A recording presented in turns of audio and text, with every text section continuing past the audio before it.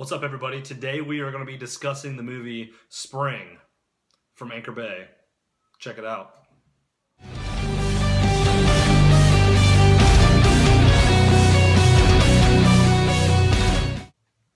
What's up, everybody? This is Kyle coming back from the Horror File doing another random review today. I'm going to do a review of a movie, 2014-2015. I consider this a 2015 movie. I'll explain why it's a 2014/15 movie here in just a moment. This movie is actually called, if you didn't see already, Spring. Released by Anchor Bay.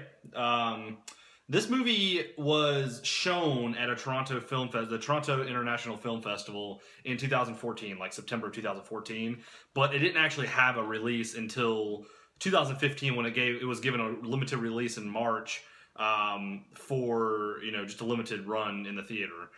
So I honestly more consider this a 2015 movie. And if me considering this a 2015 movie, it's going to be high up on my chart of movies that my favorites of this year.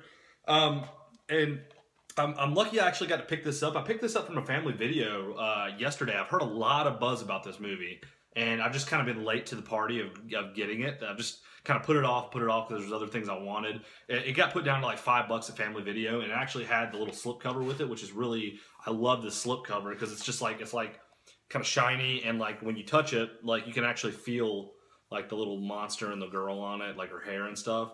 Like it's just an awesome slipcover. I really like it. And I'm actually, since I'm reviewing this, and I'm glad I looked on the front of this, I'm gonna post or show you guys the digital code for this movie at the end of this this review, so you guys can freeze the video if you want the digital code. More than welcome to have it. It's going to be first come first serve. But yeah, get into this movie. A couple of things about it. This movie is a 2014 or 2015 movie. It's a romantic horror movie, and when I say romantic horror, that sounds kind of weird. It's considered a romantic horror / sci-fi movie. I just really consider it a horror movie. It's technically not even a horror movie. It's just got horror elements to it. It was directed by Justin Benson and Aaron Moorhead. I think Justin Benson wrote it. And Aaron Moorhead actually did the cinematography in this movie as well. And it stars Lou Taylor Pucci, who actually was in the Evil Dead remake, and Nadia Hilker. She's the girl that you see on the front here. Gonna get a little bit into this movie. It was actually also released by Draft House Films. If you can see on the back there at the top, Draft House. And and I found out what these numbers are. On the side of the slipcover here, it's numbered. This is number 30. Draft House actually numbers their releases, so I thought that was pretty cool.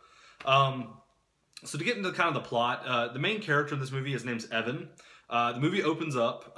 His mom's laying in her bed, dying of cancer, or like brain cancer or something along those lines.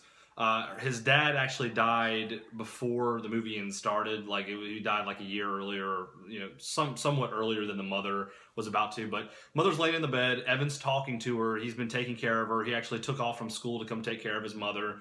It's a really sad scene where like the mother's like laying there, and he's kind of upset. You can tell Evan's upset, and basically he goes to work and finds out that his mother has died. So his mom dies. He has no family. He just has like one friend, and that friend is like an alcoholic. He's always drunk because Evan works at a bar, and the friend is always there, always drunk. I believe the friend works with him,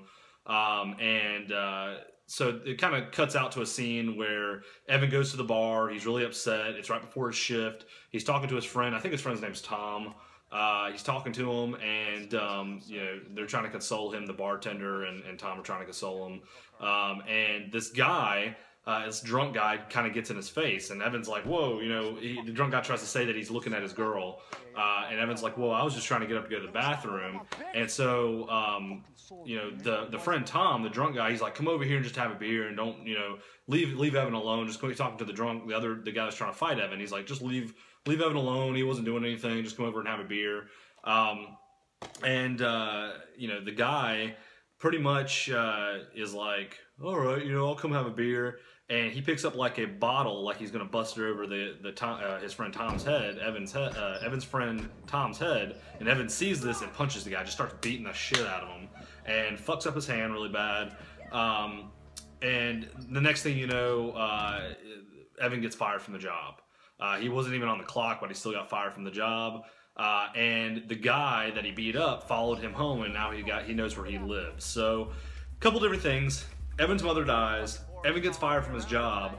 The guy that he beat the shit out of knows where he lives. So Evan and Tom are sitting in his front yard. The guy that he beat the shit out of pulls up in the car, and he's like, "I'm gonna get you. I know where you live now."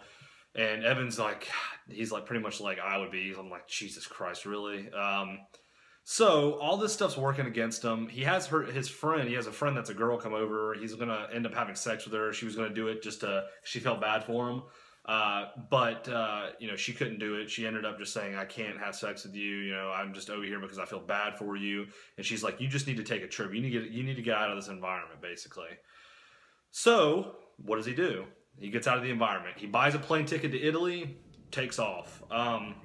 Which I can't say I don't blame him. He doesn't really have anything, you know, where he's at for him other than his friend who's always drunk. So he takes off to Italy. He gets to Italy and he meets these guys in Italy. They're in this bar or like this coffee shop area, and he starts hanging out with these two guys from they're from another country too. I want to say they're from like Ireland or the Netherlands or something, or New Zealand. I want to say some other country. And he starts kind of partying with these guys right when he gets to Italy, getting to know them. He's with them for a little while, and then they take off, and he's pretty much by himself again. So it's left up to him to find a place to live. He actually finds a note, like kind of like almost like a Craigslist ad, but it's like one of those little pieces of paper for a free room if you work. So he goes and he meets this farmer and starts living with this farmer. And at the same time he's living with this farmer, and the guy, you know, the farmer is like putting him to work, giving him a place to stay. He meets Louise, and Louise is, you know, he starts to fall in love with Louise. They start having this chemistry together. I'm not going to spoil the rest of the movie. This is going to be a really easy one to spoil again. You really have to kind of find out at this point what's going on. This movie can be considered like a somewhat of a monster movie. It has like some you know, sci-fi monster elements. It's got more horror elements to it. So now my thoughts.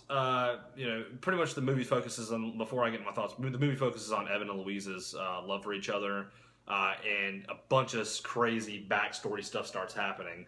You just have to, you know, kind of watch and see. I don't want to ruin it. I mean, as you can see from the cover, kind of a dead giveaway, kind of some of the stuff that may happen.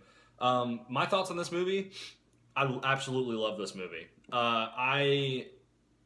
This was one of my favorite movies I've seen in a long time. This movie was just like, everything about this movie, just about, I have a couple of dislikes, but just about everything about this movie was great, like amazing. I love the character development. There was so much character development with Evan. Like it is sort of a slow burner, you know, but you know, it's a great slow burner. It gives you character development with Louise. It gives you character development with Evan. You kind of get to know these two characters before you kind of find out what's going on in the movie, or you know, before you find out exactly what happens in the movie is what I'm trying to say. One of the huge points I loved about this movie was the soundtrack. I absolutely love the soundtrack. It's perfect for this movie. It's perfect for the setting. It just works very well. I loved the character Evan. I felt really bad for him, and he had a lot going on in this movie. And I also loved the character of Louise. I thought she was a great actress. She portrayed this character very well. And the guy that played Evan portrayed his character very well as well. Another huge plus for this movie is the cinematography. It is gorgeous. This movie has everything you would want, like everything you would want to see in Italy. You see everything. This movie's just some of the cuts of this movie you see that are really beautiful. The movie itself is just really good looking movie. I mean, it shows you the ocean, like a lot of the scenes where they're at in Italy are just just completely gorgeous. And I mean, it's just a really, it's set on the Italian coast, so it's just a really good looking movie. Couple of down things I didn't like about it, which weren't many. I didn't care too much for some of the CGI. There's some practical effects in here, and there's a little bit of CGI. The CGI is very CGI. Like, it's super, you're like, wow, that's super computer generated. But it still worked for the movie. It wasn't that bad. I feel like if they would have used more practical effects, or at least used all practical effects, it would have been really, really cool. But the CGI was a little bit of a downside for me.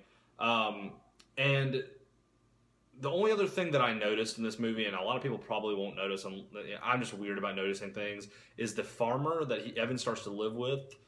He just does really odd things, like farming wise, and just like, there wasn't a lot of explanations to some of the stuff that was going on with the farming. Like, there was a scene where like there was a lemon and like an orange growing on a tree, and he just gave some stupid explanation of why it was growing on the tree, and it was just like, okay, like, didn't really make any sense.